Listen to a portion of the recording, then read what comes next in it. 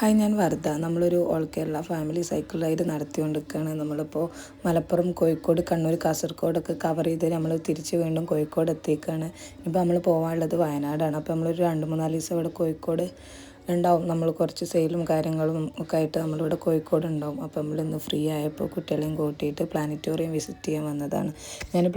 ഞാൻ ചെറിയ കുട്ടിയായപ്പോൾ വന്ന് വിസിറ്റ് ചെയ്തിട്ടുണ്ട്. നമ്മൾ മക്കളെയും കൂട്ടിയിട്ട് കോഴിക്കോട് ഒരുപാട് പ്രാവശ്യം വന്നിട്ടുണ്ടെങ്കിലും നമ്മളിവിടെ വന്നിട്ടുണ്ടായില്ല. പക്ഷേ ഇത് സത്യത്തിൽ കുട്ടികളെയും കൂട്ടിയിട്ട് വരേണ്ട ഒരു ബെസ്റ്റ് സ്പോട്ട് തന്നെയാണ്. അവരെ എൻഗേജ് ചെയ്യിപ്പിക്കുന്ന ഒരുപാട് ആക്ടിവിറ്റീസും കാര്യങ്ങളും അതിനകത്തുണ്ട്. നമ്മൾ വലിയ ആൾക്കാർക്ക് വന്നാൽ പോലും നമ്മളെ വണ്ടറടിപ്പിക്കുന്ന ഒരുപാട് കാര്യങ്ങൾ അതിനകത്തുണ്ട്. അപ്പോൾ നമുക്ക് ഇവിടുത്തെ ഫിസിക്സ്, കെമിസ്ട്രി അങ്ങനെ ഒക്കെ റിലേറ്റഡ് ആയിട്ടുള്ള, അതേപോലെ തന്നെ പ്ലാനറ്റോറിയം, കുട്ടികൾക്ക് ഒരു സ്കൂളിൽ പഠിക്കുന്ന കുറേ കാര്യങ്ങൾ ഇത് അവർക്കിങ്ങനെ ലൈവായിട്ട് അവർക്കത് മനസ്സിലാക്കി പഠിക്കാൻ പറ്റണം. എനിക്ക് തോന്നുന്നു ഞാൻ പോയ സമയത്തൊന്നും ഇത്രയും അവിടെ ഉണ്ടായില്ല. ഇപ്പോൾ ഒരുപാട് മെച്ചപ്പെട്ടിരിക്കുന്ന ഒരുപാട് കാര്യങ്ങൾ അവിടെ ഉണ്ട്. നമ്മൾ ശരിക്കും കോഴിക്കോട് വന്നാൽ ബീച്ച് കാണും, അങ്ങനെ എന്തെങ്കിലും ഫുഡൊക്കെ എക്സ്പ്ലോർ ചെയ്ത് പോകുന്നല്ലാതെ ഒരുപാട് ആൾക്കാരൊന്നും എനിക്ക് തോന്നുന്നില്ല അവിടെ വിസിറ്റ് ചെയ്യലുണ്ട് എന്നുള്ളത്. പക്ഷേ മസ്റ്റായിട്ട് വിസിറ്റ് ചെയ്യേണ്ട ഒരു സ്പോട്ട് തന്നെയാണ്.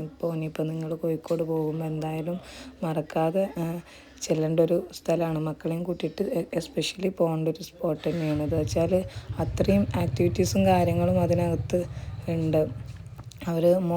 രണ്ടാളും ഒരുപാട് നേരം അവിടെ കളിച്ച് അവിടുത്തെ കാര്യങ്ങളൊക്കെ പഠിച്ച് നമ്മളോട് ചോദിക്കും എന്തൊക്കെയാണെന്നുള്ളത്. അത് നമുക്ക് പറഞ്ഞു കൊടുക്കണം എന്നുണ്ടെങ്കിൽ ആദ്യം അവിടെ എഴുതി വെച്ചതൊക്കെ വായിച്ചു കൊടുക്കണം. കാരണം അത്രയും നമുക്കറിയാത്ത ഒരുപാട് കാര്യങ്ങളാണ് അവിടെ ഉള്ളത്. നമ്മളീ ഒരു ഭൂമി എന്താണെന്നും നമ്മളൊരു ലോകം എന്താണെന്നും വേൾഡ് എന്താണെന്നും യൂണിവേഴ്സ് എന്താണെന്നൊക്കെ നമുക്കിങ്ങനെ ലൈവായിട്ട് ഇങ്ങനെ കാണിച്ചു തരും, പറഞ്ഞു തരും ചെയ്യുകയാണ്. ഇതെല്ലാം തന്നെ ഒരു ലോകം എന്ന് പറയണത് നമ്മൾക്ക് ആലോചിച്ചാൽ തീരാത്തൊരു കാര്യമാണല്ലോ. അത് അവിടെ ചെന്ന് കഴിഞ്ഞാൽ നമ്മളെ ചിന്തകളൊന്നും കൂടിയും കൂടും. നമ്മളിതിനെപ്പറ്റി ഒന്നും കൂടി കൂടുതൽ നമ്മൾ ചിന്തിക്കാൻ തുടങ്ങും. സത്യം പറയാച്ചാൽ ഈ ഭൂമിയിൽ നിന്നല്ല, ഈ ലോകത്ത് നടക്കുന്ന, ഈ ഒരു യൂണിവേഴ്സിൽ നടക്കുന്ന കാര്യങ്ങൾ അത്രയും അത്ഭുതപ്പെടുത്തുന്നതാണ് നമ്മളെ. അത് റിയലായിട്ട് ഇങ്ങനെ കാണിച്ചു തരികയാണ് ഇവിടെ. അതേപോലെ തന്നെ അവിടെ കുറേ മിറർ വെച്ചിട്ടുള്ള കുറേ അത്ഭുതങ്ങൾ വെച്ചാൽ നമ്മൾ വണ്ടറടിച്ച് പോവും. വെച്ചാൽ അത്രയും കണ്ണാടികൾ കൊണ്ട് ഇത്രയും അത്ഭുതങ്ങൾ സൃഷ്ടിക്കാൻ പറ്റുമെന്നൊക്കെ വിചാരിച്ച് പോയി ഞാൻ അവിടെ എത്തിക്കഴിഞ്ഞപ്പോൾ. അത്രയും അത്ഭുതങ്ങളാണ് അവിടെ.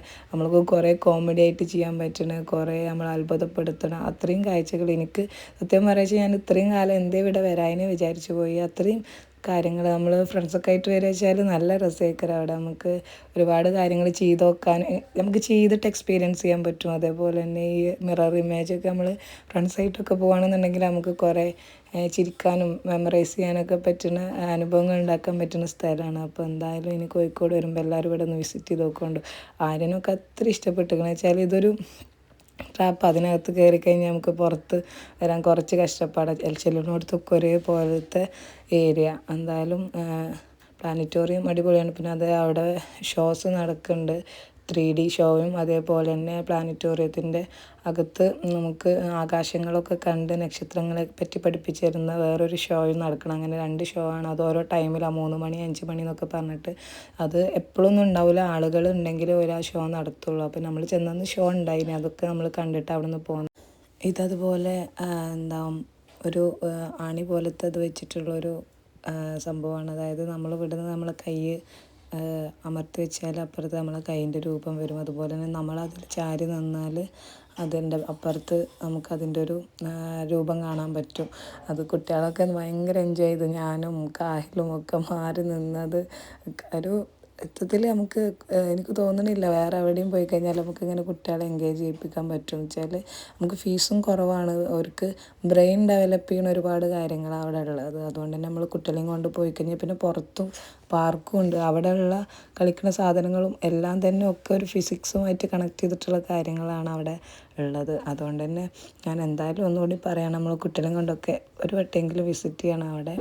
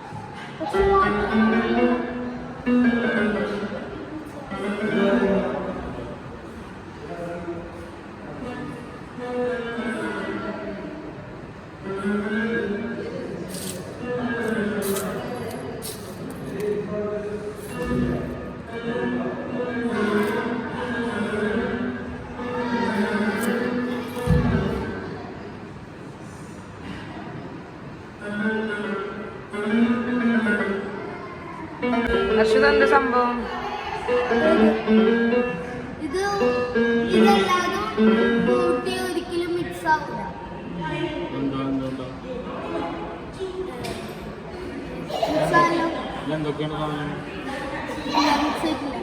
ഇത് ഓയിലും പെട്രോളും വാട്ടറും.